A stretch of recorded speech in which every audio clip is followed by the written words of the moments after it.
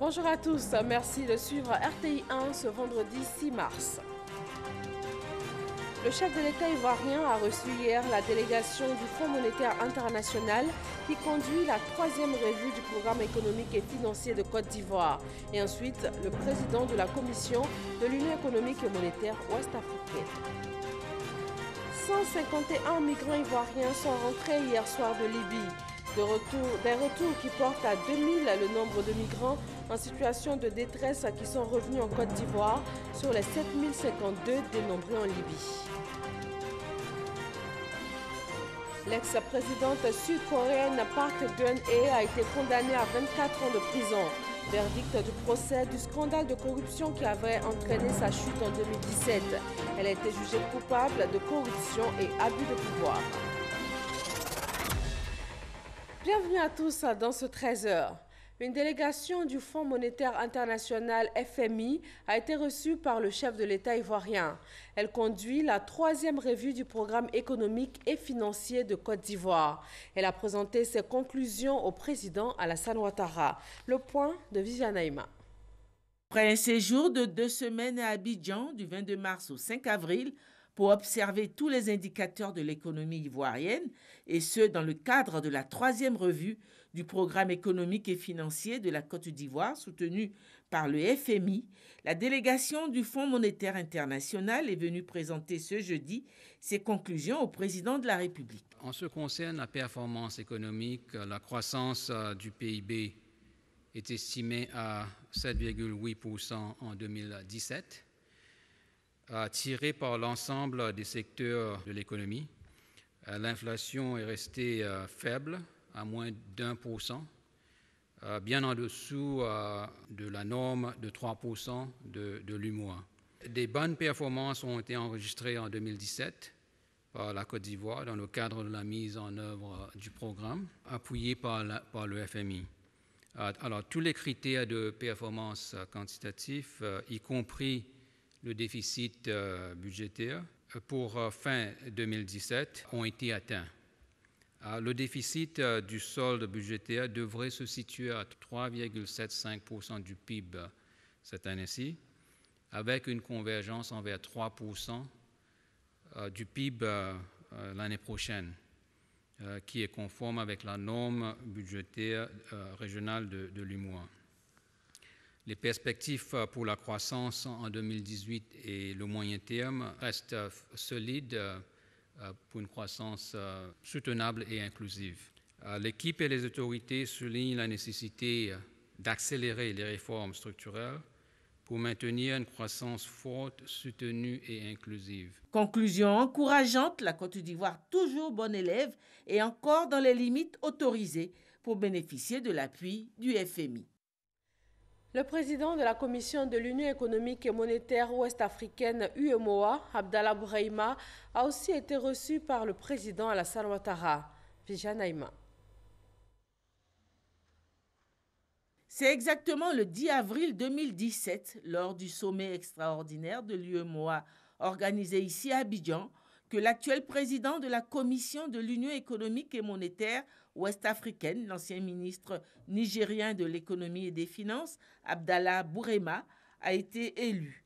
Après une année de gestion à ce poste, il est venu faire le point au président en exercice de l'Organisation monétaire sous-régionale. Pour rappel, c'est le 8 janvier 2016, lors du 19e sommet des chefs d'État et de gouvernement de l'UEMOA, organisé à Cotonou au Bénin, que le président de la République, Alassane Ouattara, a été désigné par ses pairs chefs d'État comme nouveau président en exercice de l'organisation.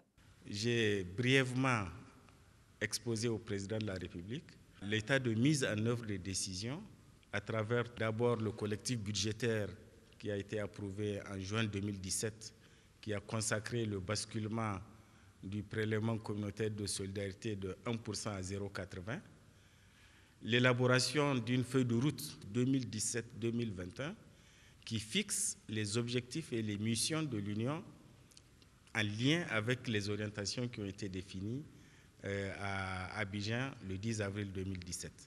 Et enfin, le budget 2018 qui a consacré réellement, c'était le premier budget de notre collège, la mise en œuvre des importantes décisions de la conférence, notamment en matière de rationalisation des organes, de gains d'économie sur les opérations et sur le fonctionnement. Pour vous donner une idée, le budget 2018 a été réduit du quart par rapport au budget 2017. Donc voilà l'état que j'ai brossé au président de la République. Au terme de la durée du mandat, qui est de 2 ans, l'UEMOA va tenir son prochain sommet. Le sujet a été également abordé. Et en ce qui concerne le prochain sommet, j'ai pris acte des orientations qu'il a données pour pouvoir préparer les dossiers qui seront examinés au cours de leur sommet, dont la date sera précisée ultérieurement. Ce prochain sommet verra le passage de témoins entre l'actuel président en exercice et son successeur. De son passage à la présidence de l'UEMOA, le président de la commission le souligne, le chef de l'État ivoirien aura réussi à amener l'organisation à réduire son train de vie et réaliser des économies. Le président du Libéria a quitté Abidjan ce vendredi matin. Il vient de boucler une visite d'amitié et de travail de 48 heures en Côte d'Ivoire. Et durant son séjour en terre ivoirienne, Georges Weah a plaidé pour une intensification des relations avec la Côte d'Ivoire, notamment dans les domaines de l'agriculture, des infrastructures routières et de l'énergie. Pendant son séjour ivoirien, le président Georges Weah a rencontré la communauté libérienne vivant en Côte d'Ivoire. Et le ministre Marcel Amontano, lui, a discuté avec son homologue libérien, Chiram Kofi Abola. Tous les deux, ils sont ministres des Affaires étrangères, l'un ivoirien et l'autre libérien. Et à leur côté pour cette séance de travail, les membres de leurs délégations respectives. Une rencontre qui s'inscrit dans le cadre du séjour ivoirien du président libérien. Au nombre des sujets à l'ordre du jour, la 6e session de la grande commission mixte de coopération ivoiro-libérienne. Cette 6e commission s'est tenue après 39 ans,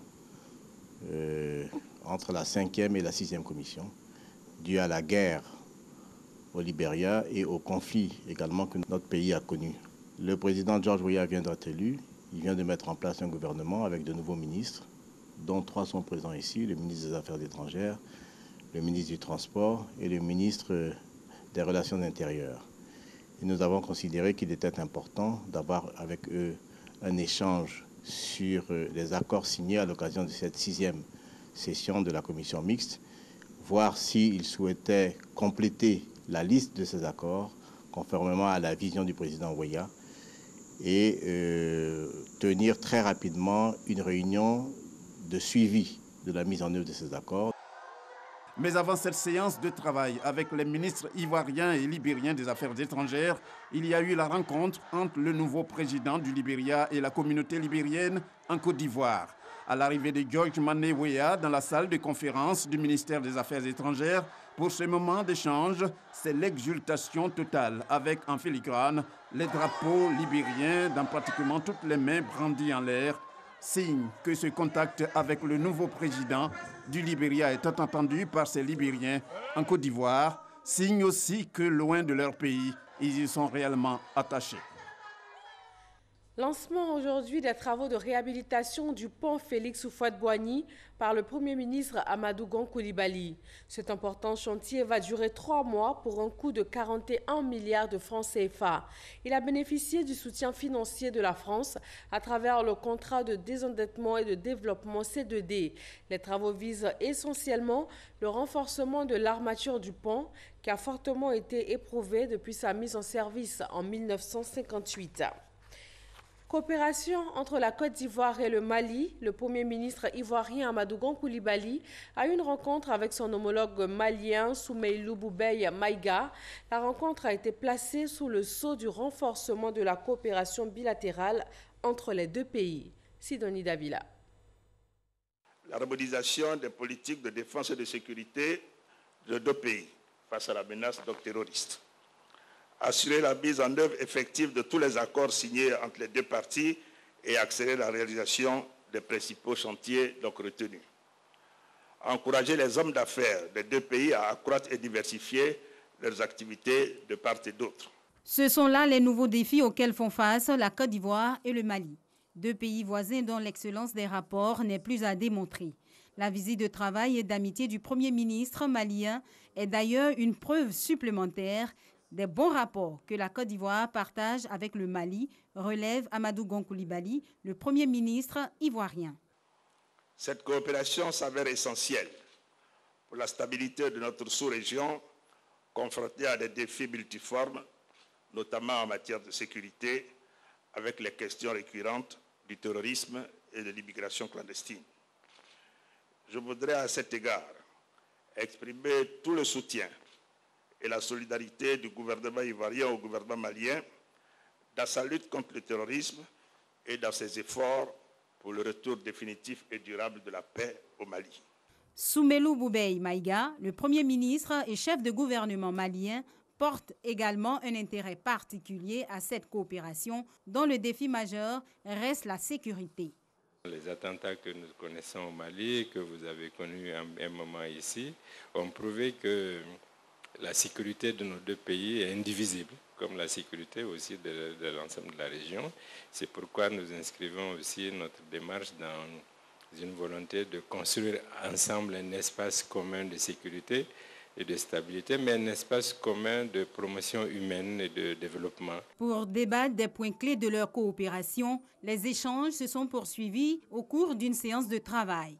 Les parties ivoiriennes et maliennes ont décidé de mutualiser leurs efforts pour une convergence de vues pour atteindre les objectifs communs.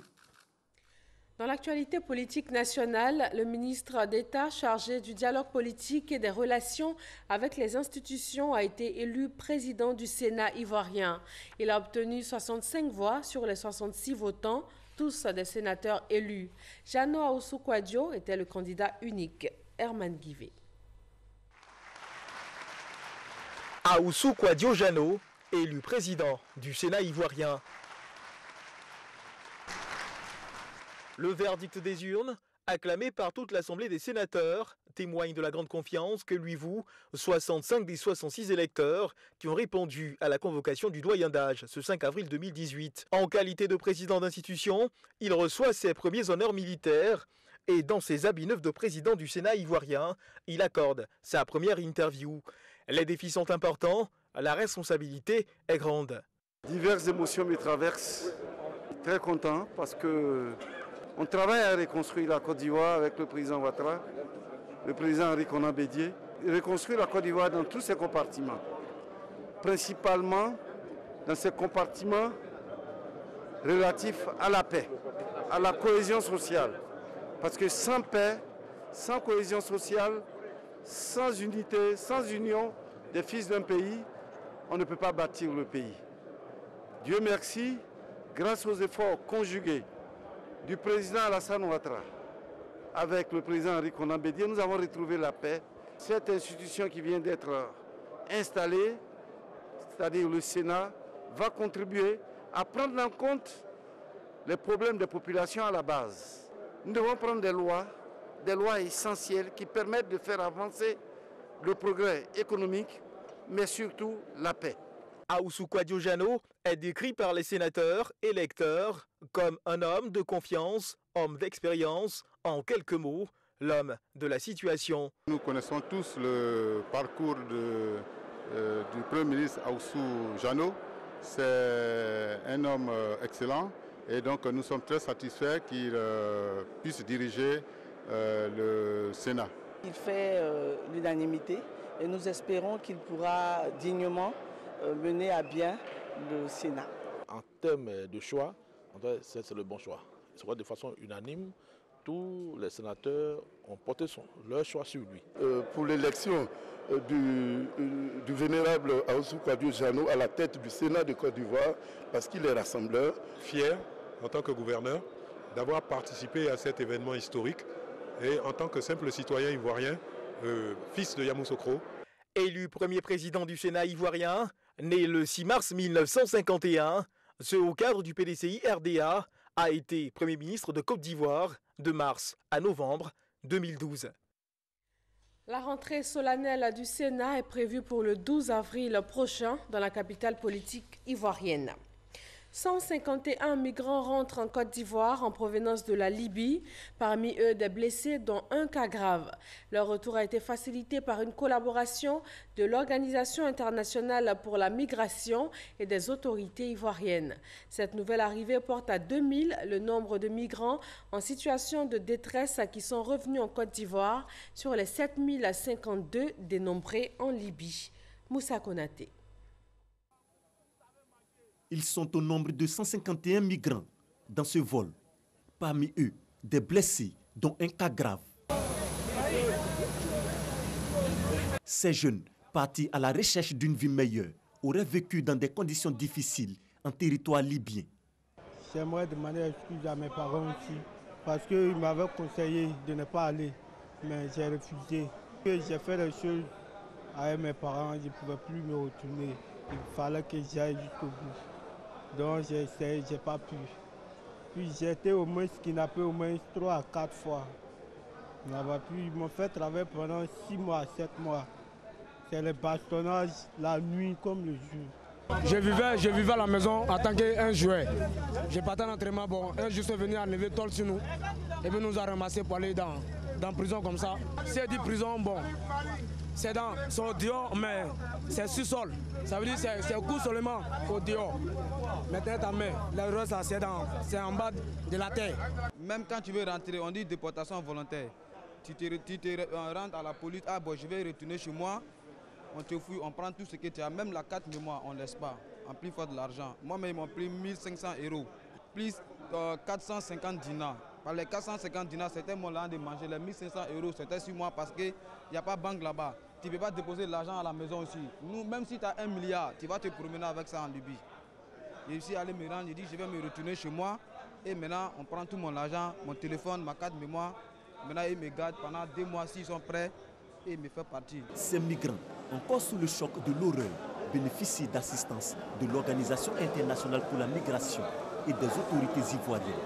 Les blessés sont automatiquement pris en charge. Les personnes blessées seront immédiatement conduites à la clinique pour une prise en charge des besoins médicaux.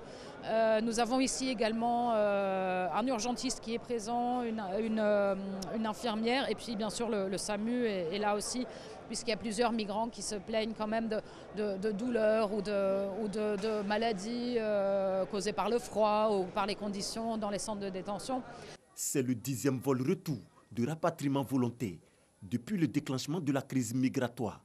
Près de 2000 personnes ont rejoint la Côte d'Ivoire sur les 7052 dénombrés en Libye. Direction Adzopé, c'est dans cette ville du sud de la Côte d'Ivoire que la 23e journée mondiale de lutte contre la tuberculose a été célébrée. La Côte d'Ivoire est passée de plus de 25 000 cas en 2013 à 21 163 cas de tuberculose en 2017. Ami Sissoko. La tuberculose connaît une tendance à la baisse en Côte d'Ivoire. On est passé de 25 299 cas en 2013 à 21 163 cas en 2017. Sur 100 personnes, 83 recouvrent la guérison. Guérison possible grâce à un traitement de 6 mois, comme le témoigne cet ancien malade. J'ai constaté la maladie au ghetto, en filmant avec mes amis. La maladie tuberculose est une maladie qu'on peut guérir. Tu peux avoir la tuberculose et puis être guéri si tu suis le traitement. Nous sommes à la célébration de la Journée mondiale de la tuberculose à Adzopé, une initiative de l'ONG Alliance et le ministère de la Santé et de l'Hygiène publique. Journée qui coïncide avec l'inauguration du centre spécialisé de prise en charge de la tuberculose à Adzopé. Le centre d'Adzopé a la particularité d'avoir en sein un dispositif d'hébergement. Donc nous avons 24 lits totalement équipés. C'est toutes les technologies actuelles permettant le diagnostic rapide moléculaire de la tuberculose qui seront utilisées ici à Adzopé. Un centre cofinancé équipé par le Fonds mondial et l'État ivoirien à plus de 250 millions de francs CFA. Il vient compléter le nombre des centres antituberculeux à 315. Une manière de rapprocher les structures de prise en charge des populations en vue de mieux lutter contre cette maladie. Notre action s'appuie sur les agents de santé communautaire qui travaillent à la prévention, donc en donnant les informations à la population. Comment éviter de transmettre la maladie en veillant à se couvrir la bouche lorsqu'on tousse ou on éternue ou à tousser dans le creux de la main. Notre pays est désormais autosuffisant en centre de prise en charge de la tuberculose au regard de la norme de l'OMS qui est de 1 centre pour 100 000 à 150 000 habitants. À l'échelle mondiale, selon l'OMS, en 2016, plus de 10 millions de personnes ont contracté la tuberculose et 1 700 000 en sont décédés. En Côte d'Ivoire, sur 21 163 dépistés, dont 1065 enfants, 6% en sont décédés. Comment décentraliser l'inspection générale de l'éducation nationale? Cette région éducative vont être créées sur l'ensemble du territoire national pour une plus grande efficacité. Les inspecteurs généraux de l'éducation nationale et ceux de l'enseignement technique et de la formation professionnelle étaient en séminaire pour harmoniser leur niveau de connaissance. Didier Nguessan et Issaïo. Être au même niveau d'information pour améliorer le pilotage des performances du système éducatif. C'est l'objectif des inspecteurs généraux de l'éducation nationale et ceux de l'enseignement technique et de la formation professionnelle, deux départements qui ont désormais fusionné au sein de la même tutelle. Au cours d'un séminaire tenu à Abidjan les 5 et 6 avril, la ministre Kandia Kamara a encouragé les inspecteurs généraux dans l'exercice de leurs fonctions. Soyez vous-même l'exemple de la compétence et du civisme. Je vous exhorte à abandonner les postures ostentatoires du gendarme tout-puissant. Inspirez du respect plutôt que des craintes. 7 zones éducatives ont été identifiées avec chacune au moins 3 directions régionales. De même, des contrats d'objectifs et de performance seront bientôt introduits comme outils de gestion sur le terrain. Il y a beaucoup de choses que nous contrôlons. Par exemple, de ne pas prendre de frais annexes. Est-ce que ces consignes sont respectées à la rentrée? À l'examen, les élèves rentrent avec leur convocation. Est-ce que les convocations sont dans les normes? Tous les enseignants viennent à l'heure, par exemple. L'inspection générale de l'éducation veille à rendre conformes les résultats sur le terrain par rapport aux objectifs de la tutelle. Le projet Inclusion sociale des jeunes en Côte d'Ivoire a été le cadre d'une conférence internationale au siège de l'Organisation de coopération et de développement économique OCDE à Paris. Ce projet, cofinancé par l'Union européenne, a été exécuté dans 10 pays et la Côte d'Ivoire a été félicitée pour ses bons résultats. Amadou Ouattara. France, Paris, le 16e arrondissement. Le Forum mondial sur le développement initié par l'OCDE, Organisation de coopération et de développement économique, focalise ses réflexions autour des femmes et des jeunes, franges de la population considérées comme des acteurs du changement. L'institution, qui compte 27 pays membres et 24 pays partenaires, veut exploiter le pouvoir de 4 milliards de personnes à travers le monde. C'est à son siège que l'OCDE mène les présents travaux. Cette organisation indépendante souhaite la création d'emplois formels afin de permettre aux jeunes d'accéder à un travail décent. Il faut aller plus loin dans la démarche et il a été notamment dit dans les différentes sessions la nécessité d'adopter une approche intégrée. À partir du moment où la jeunesse est une question transversale, il est important que la politique soit mise en œuvre de façon intégrée en incluant l'ensemble des ministères sectoriels concernés, que ce soit le ministère de l'Éducation, le ministère de la Santé, le ministère de l'Emploi, etc. Et aussi inclure, au-delà du gouvernement, le secteur privé. À ce dialogue politique de haut niveau était au centre des débats le projet de l'Union européenne OCDE sur l'inclusion des jeunes. Selon Mario Pezzeni, directeur du Centre de développement de l'OCDE, la Côte d'Ivoire, pays bénéficiaire du dit projet, s'est bien illustré durant la phase de mise en œuvre sur la période allant de 2014 à 2018. Le ministre de la Promotion de la Jeunesse, de l'Emploi des Jeunes et du Service civique a été donc félicité et encouragé à poursuivre les actions visant à améliorer les conditions de vie des femmes et des jeunes. On retiendra que le modèle ivoirien se vend bien. les résultats du service civique et le reste de la politique globale de gestion des questions liées à la problématique de l'emploi exécutée par l'État de Côte d'Ivoire ont été partagés avec les participants à cette rencontre internationale. L'OCDE a relevé avec beaucoup de satisfaction le fait qu'en 2016, la première politique nationale de la jeunesse de la Côte d'Ivoire, le premier cadre institutionnel de suivi des initiatives à l'attention des jeunes a été développé. Cette politique nationale de la jeunesse qui s'étend sur la période 2016-2020, c'était un point de satisfaction pour nous que nous avons présenté à l'ensemble de la communauté OCDE. Au-delà de cela, les stratégies qui se développent à travers cette politique nationale de la jeunesse ont montré leur pertinence puisqu'elles touchent tous les axes d'attente des jeunes, en l'occurrence la protection des jeunes, l'autonomisation des jeunes, l'emploi et l'insertion des jeunes, le service civique, sans oublier l'élément pertinent qui est la coordination des initiatives en faveur des jeunes. Les jeunes, cibles des différents programmes de l'OCDE, apprécient les efforts jusque-là consentis pour leur mieux-être. Pourtant, ils expriment encore des attentes.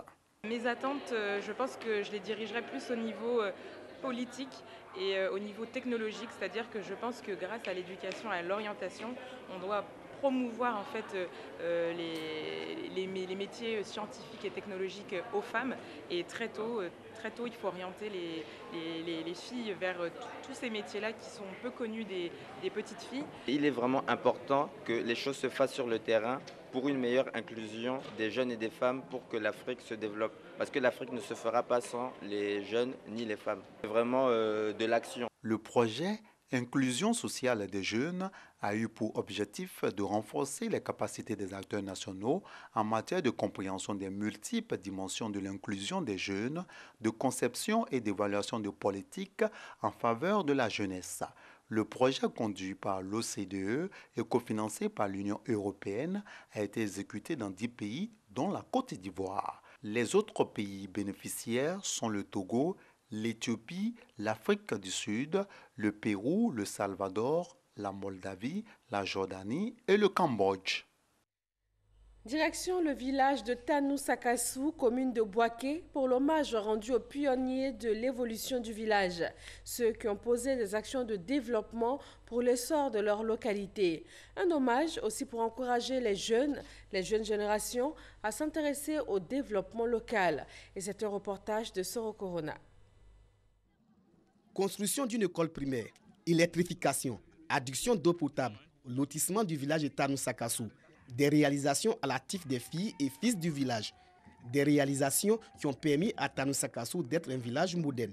La mutuelle du village a décidé de célébrer les pionniers du développement, en guise de leur dévouement à la cause de l'évolution du village. Ils ont reçu des attestations et des trophées.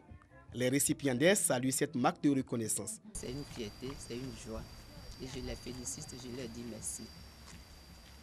Ils savent ce que nous avons fait dans ce village. Donc, ils ont été reconnaissants et ils nous ont honorés. Et nous n'allons pas baisser les bras, c'est un stimulant pour nous, pour redoubler d'efforts, que nous allions de l'avant dans le cadre du développement de ce village. Parrain de cette journée d'hommage aux pionniers du développement de Tanou-Sakassou, le ministre Jean-Claude Kouassi. Le ministre de l'Emploi et de la Protection sociale a salué l'initiative de la mutuelle. Quand on est engagé pour la réussite de son village, pour la croissance de son village, on n'a pas besoin d'attendre une récompense. Mais quand la récompense vient, ça vaut encore mieux. Et je voudrais remercier et féliciter bien chaleureusement tous ceux et toutes celles qui ont été récompensés. Jean-Claude Kouassi a aussi insisté sur la cohésion et la solidarité, socle du développement du village. Il a invité les jeunes et les femmes à se constituer en coopérative afin de bénéficier de l'aide de l'État et de ses partenaires. Dans l'actualité internationale, le président américain Donald Trump menace la Chine de nouveaux droits de douane pour un montant de 100 milliards de dollars, soit plus de 53 000 milliards de francs CFA. C'est un palier supplémentaire dans le conflit commercial qui oppose Washington et Pékin. Les Chinois, eux, ont décidé de déposer plainte auprès de l'Organisation mondiale du commerce. L'ex-présidente sud-coréenne Park Geun-hye a été condamnée à 24 ans de prison. Verdict du procès du scandale de corruption qui avait entraîné sa chute en 2017. Première femme élue présidente en Corée du Sud, elle avait été destituée et arrêtée. Park Geun-hye a été jugé coupable de corruption et abus de pouvoir par le tribunal du district central de Séoul. Une amende de 18 milliards de won, soit plus de 9 000 milliards de francs CFA, lui a également été infligée. Et voilà, c'est tout pour ce 13h. Très bonne journée à tous sur RTI 1.